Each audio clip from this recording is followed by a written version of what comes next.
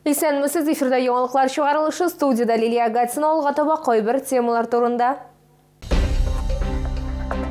Машиналар ватыла бүкілер барлыкка килә. Прибрежный ширкәте бакчачылары юллар торышыннан канәгать түгел.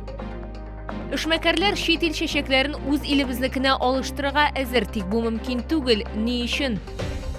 Шәһәрдә армияга алынучыларның беренче төркеме хәрби хезмәткә озатылды. Шаулар кайда хезмәт итәчәк?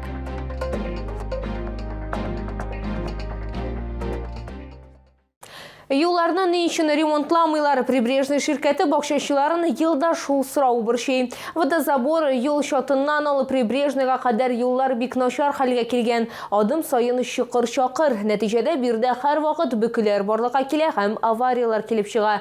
Лилия Хабибҗанова теманы дәвам итә. Здесь вообще невозможно проехать для того, чтобы не попасть в яму. Вроде стараешься объехать с обочины, а в обочине тоже глубина и грязь и все. Мондай чокырлы участоклар водозабор юлшатыннан Прибрежный бакчачылык ширкәтенә кадәр ди Виктор Гуцалюк. Бер ел элек бирдә ремонт башкарылган, тик озакка гына чыдамаган. Приходится маневрировать между ямами, потому что, по сути, это аварийная система. Так срабатывает, что приходится тормозить постоянно. Ну и на машине, естественно, это сказывается.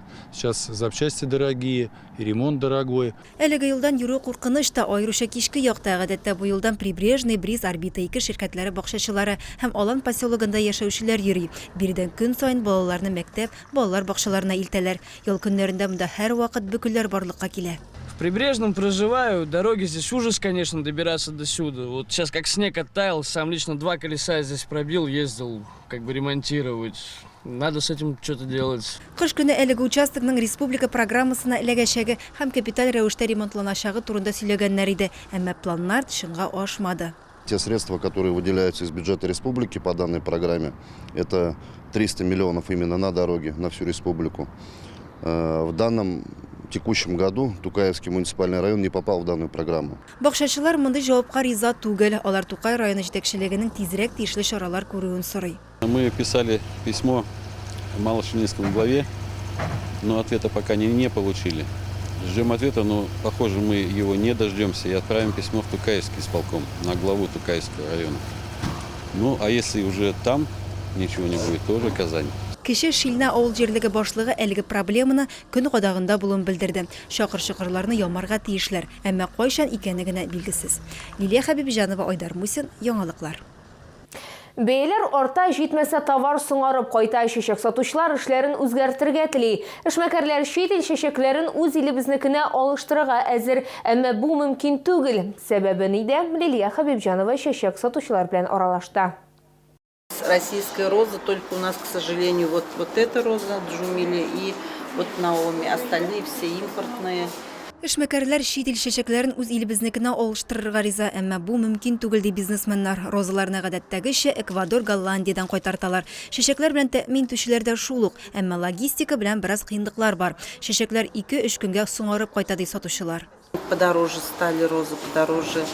Как-то они говорят, что транспортный, там налог повысился. Так-то и от доллара зависит, но доллар пока он, и не скажу, что высокий.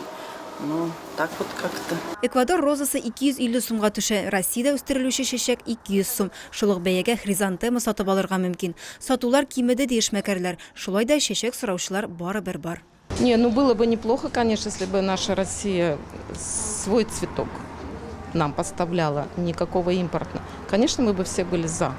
И качество очень хорошее российского цветка, но пока его очень мало. Хризантемы, например, Голландия, это уже пока России трудно выращивать.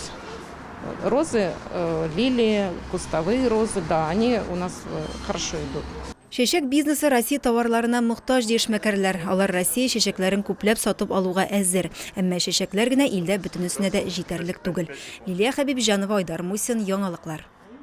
Шәһәрдә армияга алынучыларның беренче төркеме хәрби хезмәткә озатылды. Язгы чакырылыш кампаниясында Ярчаллыдан барлыгы 300-гә якын егетне армия сафларына җибәрү планлаштырыла. Шулар кайда хезмәт итәчәк, тулырак алдагы материалда.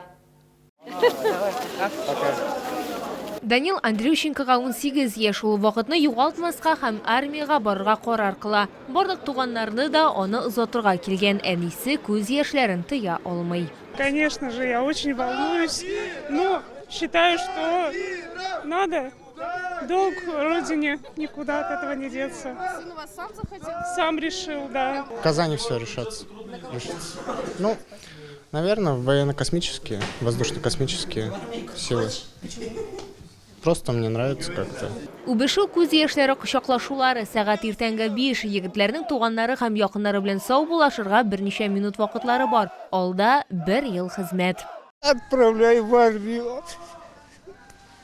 Это первый ваш внук? Да, чтобы служил хорошо для Родины и за Родину. Как мама будущего солдата. Да. Грустно. Почему? Ну, растет. Не надо мне. Сейчас заплачу. Меня вызывали в любом случае в этом году. Я бы от армии даже заходил бы, не отвертелся. Бу язгы чыгарылыш кысаларында чалларны армияга беренче озату исемлектә 30 егет. 15 июльгә кадәр 300-дән артык кешене озату планлаштырыла. Армиядан качучылар елдан-ел кими бара. По итогам осеннего призыва у нас возбуждено Следственным комитетом и прокуратурой города 3 уголовных дела. Один материал уже находится в суде, в понедельник уже будет судебное слушание. Борьба с данной категорией призывной комиссии, работа продолжается в полном объеме. Шуны да онытмаска кирәк, армиядан качып йөргән өчен 2 елга кадәр иректән мәхрүм итү каралган. Лилия Гатина, Арина Аразова, Ленар Султанов, Яңалыклар.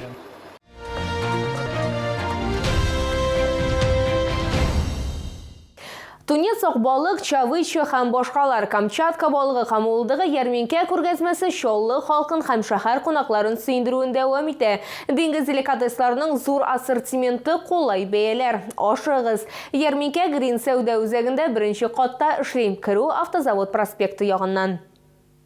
Камчатка балыгы һәм улдыгы мобиль ярминкәсе Чаллы халкын беренче тапкыр гына уникаль продукция белән сөендерми. Гадәти кибетләрдә анда ассортимент юк. Күргәзмәдә микроэлементлар һәм витаминнар чыганагы булган кызыл улдык сатып алырга мөмкин. Шулай чалларга салкын һәм кайнар су белән ысланган балыкларның зур ассортименты тәкъдим ителә. Всеми любимую чавычу, вот она, царица лососевых. Она очень нежная, очень вкусная, она богата витаминами и микроэлементами. Смотрите, как она лосится. Это натуральный рыбий жир, омега-3, омега-6.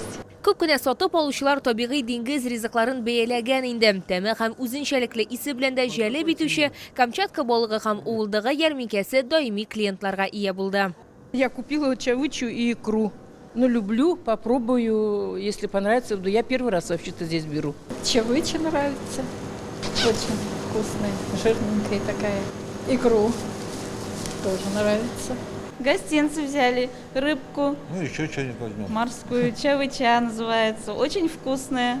Красная икра, чавыча и вот это теща, что ли, как называется. Ну, вкусный, говорят. Ну, попробуем. Первый раз. Грин сәүдә үзәгендә беренче катта Камчатка ярларыннан тәмле балык һәм улдыкны 21 майга кадәр сатып алырга була. Киру автозавод проспекты ягыннан.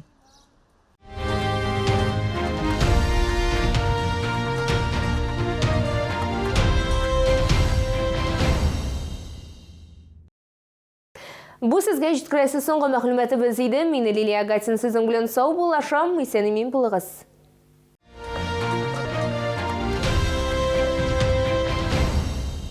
22 июня. ДК КамАЗ. Ансамбль народного танца имени Игоря Моисеева. Челны, встречай! Свежий улов прямо с Камчатки. Чавыча, красная икра, белорыбица. Все от производителя. С 16 по 21 мая. ТЦ Грин, 1-й этаж.